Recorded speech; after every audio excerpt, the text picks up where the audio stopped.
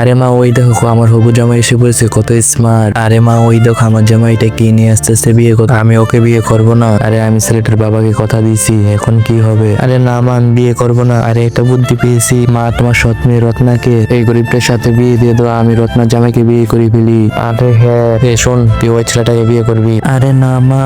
আরে মা আমার বউ কোনটা? আরে তোমার বউ এই যে কুলসুম, কত সুন্দর করে সেজে আছে, তাড়াতাড়ি করে নিয়ে যাও। আরে সত্যি নেমে যা। আরে কুলসুম আই লাভ ইউ। আরে আই লাভ ইউ টু। আরে চলো আমার সাথে। সতীনের মেয়েটা এতদিনে বিদায় হলো মা, তাহলে আমি শিরিনকে বাড়িতে নিয়ে যাই, চলো আমার সাথে। বন্ধুরার পরে কি হলো সেটি দেখার আগে তোমরা যদি আল্লাহ ইসলামটিকে ভালোবেসে থাকো অবশ্যই ভিডিওতে লাইক দিয়ে দাও। এই শিরিন এই দেখো, এটা হচ্ছে আমার বাড়ি। আরে এই বাঙ্গা বাড়িটা তোর? আমি তো ভাবছিলাম তুই একটা বড় লোক, আর এত দামি দামি পোশাক পরে গেছিলি কেন? আরে এগুলো না পড়লে তো বিয়ে করতে পারতাম না। আরে থাক তুই, আমি তো সংসার করতাম না। আরে কুলসুম এই আজকে থেকে বাড়িগুলো তোমার। আরে কি বলো, তুমি না গরিব ছিলে? আরে আমি গরিব নেই, দেখো আমি কে।